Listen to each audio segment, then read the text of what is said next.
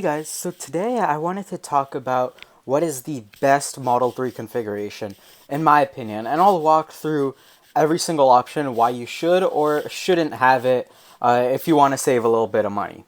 So, starting right here on the landing page of the configurator, they have the first production and the coming soon.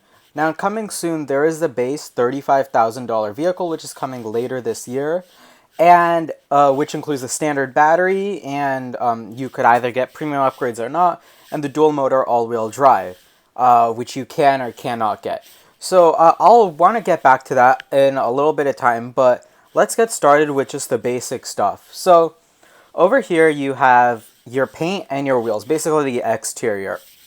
So for the paint, what I really like is I love this blue color. Like I see about 5 Model 3s a day. They're getting really common, and this has been by far my favorite. And it's $1,000 upgrade, which isn't cheap. But the reason that I strongly suggest that you get an upgraded paint, anything but this, basically the black, is because what I've been told on a factory tour is that the base color, it doesn't have as many coats as any upgraded color, which means that an upgraded color will generally last you a longer period of time than the base color. And that's very important because Teslas, they're meant to drive up to 1,000,000 miles. You know, they're meant to last long, and I'm sure that you probably don't want to give up this vehicle very soon. So I strongly suggest that you get an upgraded color and pay that $1,000 so that your car looks good for years down the line. So for me, I'd go with the blue. Going down to wheels. So I'm going to be honest, I don't like how these wheels look. I think that they look really cheap, and I like how these wheels look. But that's $1,500 and it's for wheels, and I cannot justify that personally. I don't think many people can either because you could use that money in so many other ways. So that's why I suggest going with the base wheels because they're more value, and also they're aero wheels, which means that they stop the lateral air moving, which means that they give you an upgraded in range. So I believe it's something around 6% upgrade in range. But I mean, basically it gives you more range, and that's what matters. And also, since these don't look so good, you can remove these. These are actually just hubcaps. They're plastic hubcaps. You can pull them off. I'll link a video down below where they explain how to pull them off. But you pull them off, and they've actually got a full aluminum or steel or some sort of alloy wheel underneath them. That actually looks really good. I mean, the photo in the top right kind of shows it. It looks pretty good, and Tesla also sells a little Tesla emblem, the thing down here, that you can put on that wheel, and it basically looks like a factory wheel, and I think that just looks amazing. Like, if you don't need the long range, you can get a pretty good look on your car, and they're black wheels, which fit great with the blue exterior. Anyways, going on to battery and drivetrain. So, you can get the long range battery, which is the only one that you can get right now, but I'm kind of assuming this down the line when you can get the standard battery. Then I think that the standard battery is better because $9,000 for maybe around 90 more miles of range, I don't really think it's worth it. And the reason that I say that is because right now my family, we own a Model X 75D, basically one up from the 60D, and it's got 237 miles range, which is honestly really good. Like, there's not much range anxiety. It's pretty great, and we've been on multiple road trips with it, and it's performed really well because, well, we live in the United States, and in the United States, there's something like 6,000 or over 6,000 superchargers, and it's insane, like, how many there are. So you can pretty much go anywhere, and you don't need that extra range. Unless, of course, your daily commute is like 100 miles or something, you don't have charging at work, and you don't want to stop, in the middle of your commute, then the upgraded battery makes sense. But if not, I don't think it's all that worth it. Going down to the drivetrain, you have the rear wheel drive and the dual motor all-wheel drive. Now this one, I can't really tell you that one is better than the other, but it really depends on where you live. Now, I'm from California in the North Bay, or San Francisco Bay Area, and it really doesn't snow and it barely rains. So the rear wheel drive is perfect for our daily needs. And I believe that the dual motor all wheel drive will be about a $5,000 upgrade if they go with the same price that they do for the S. So for $5,000, I don't think it's worth it. It's more for if you're living somewhere maybe on the East Coast or somewhere that it snows. That's when the dual motor all wheel drive is really, really worthwhile, and you should definitely get that. But also, if you don't really want to spend that extra money to get it, Model S and X, they perform really well with snow tires, even though there may be only two-wheel drive. So you can kind of weigh the benefits if you don't want to, buy the snow tires, which is still a good idea.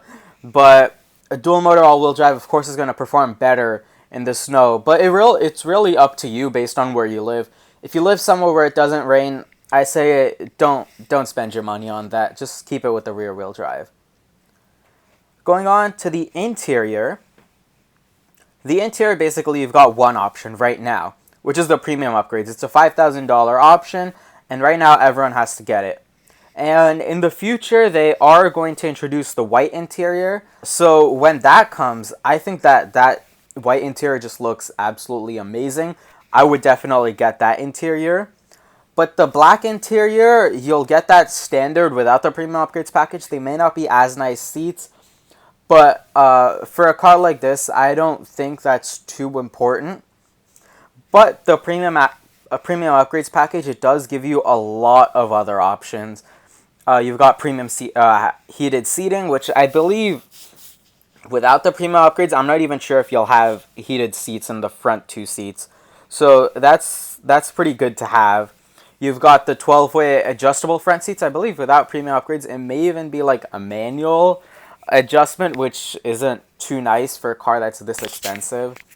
So you also have the premium audio system. You've got tinted glass roof, which is like the all glass roof, which looks amazing in person. You've got the LED fog lamps. You've got a center console. So basically, also you can hit here. You can see the standard interior. Basically, you do get a lot in premium upgrades, and what I would personally say is in our Model X, we didn't get the premium upgrades because it didn't offer that much, but in the Model 3, they do offer a lot.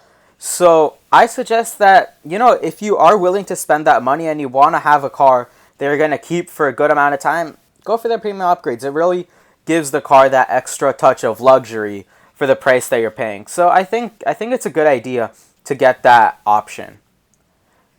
Going on to Autopilot.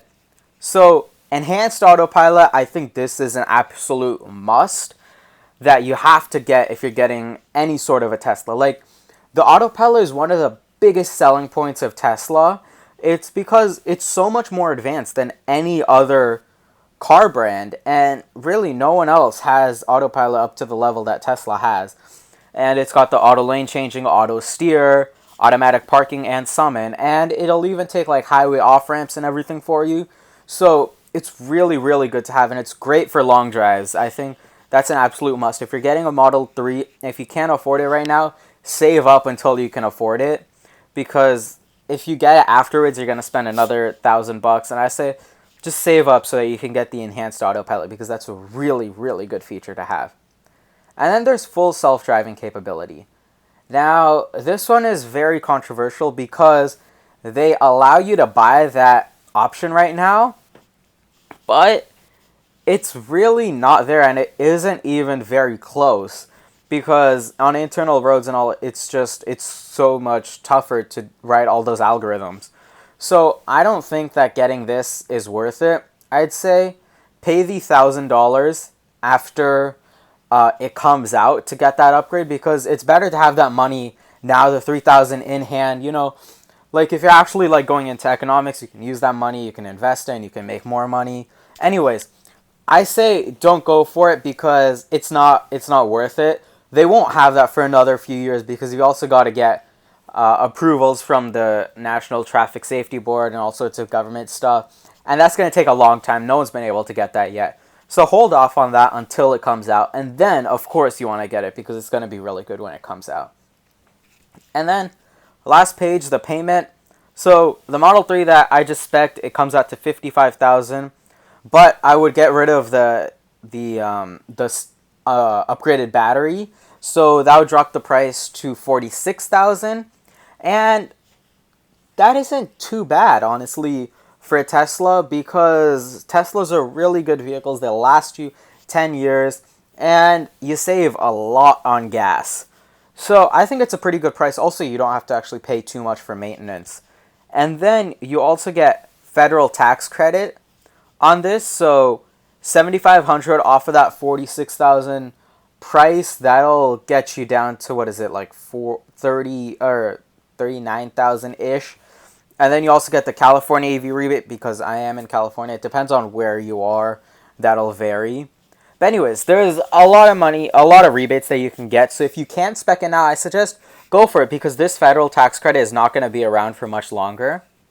But anyways, that was pretty much it. I think that this is the ultimate Model 3 spec. I think that this is a spec that most people are going with and most people should go with, because it gives you the most value for your money. But anyways, that was pretty much it for today's video. Thank you so much, guys, for watching, and hit that subscribe button, because we've got a lot of Tesla and other car content coming up in the upcoming weeks. And if you liked the video, give it a like. Thanks for watching.